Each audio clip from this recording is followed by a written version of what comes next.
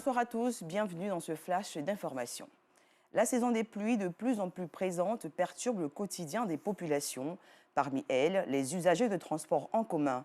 Ces derniers rencontrent de véritables difficultés dans leurs déplacements. Nos équipes se sont rendues dans la commune de Cocody, au célèbre carrefour de la vie. Entre bus, minicars et taxis communaux, vous verrez ce soir le calvaire des populations.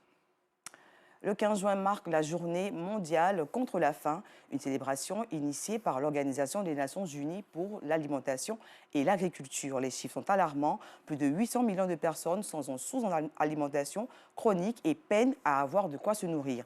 Nos reporters sont allés à la rencontre de ces familles qui prennent un repas par jour. Nous reviendrons sur ce sujet ce soir dans le journal. Le top 10 des bénéficiaires des droits d'auteur et des droits voisins du premier trimestre de l'année connu.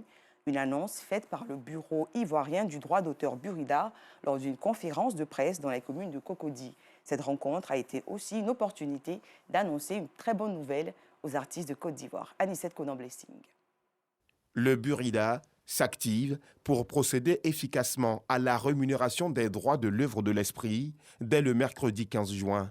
L'idée, participer à l'épanouissement et au bien-être des artistes. La rémunération pour copie privée est le droit que la loi de 2016 sur le droit d'auteur et les droits voisins a reconnu aux auteurs, aux interprètes, aux producteurs de sons et d'images sur tous les supports vierges. Intégrés, parce que là je vous parle des supports amovibles, ceux qui existent individuellement, ou ceux qui sont intégrés à certains appareils, mais qui ont pour finalité de recevoir des reproductions d'œuvres de l'esprit, donc des sons et d'images.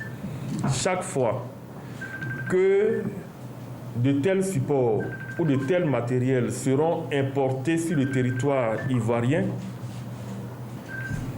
l'importateur devra s'acquitter de ce qu'on appelle la rémunération pour copie privée. Je précise qu'il ne s'agit pas d'un impôt. C'est la contrepartie de la reproduction des œuvres que nous faisons dans un cadre privé. Lors d'une rencontre, la directrice du service répartition du Bureau ivoirien du droit d'auteur a invité les artistes à produire les documents nécessaires en vue de percevoir leur dû. Cette répartition-ci est appelée répartition classique parce qu'elle porte sur 3 types de droits qu'on répartit trimestriellement. Les listings qui seront affichés, où ils vont voir s'ils sont concernés, quand ils ne trouvent pas leur nom, ils ne sont pas contents. Alors qu'ils font partie des répartitions, mais les droits sont toujours en attente. C'est l'occasion de lancer l'appel pour eux, pour leur dire de venir déclarer les œuvres. La liste des bénéficiaires de la rémunération du premier trimestre de l'année 2022 est disponible sur le site officiel du Burida, www.buridaci.com. À l'international à présent, un haut cadre de l'organisation État islamique au Grand Sahara a été arrêté dans la nuit du 11 au 12 juin dernier. Oumeya Ould al-Bakay a été capturé au cours d'une opération de la force Barkhane près de la frontière entre le Mali et le Niger. L'information a été rendue publique aujourd'hui lors d'un communiqué de l'état-major de l'armée française. Les autorités militaires françaises précisent qu'il dirigeait les opérations du groupe djihadiste dans la région du Gourma, au Mali, ainsi que dans le nord du Burkina Faso. La Somalie a un nouveau Premier ministre, Hamza Abdi Barre, 48 ans. L'information a été rendue officielle aujourd'hui lors d'un communiqué de la présidence de la République.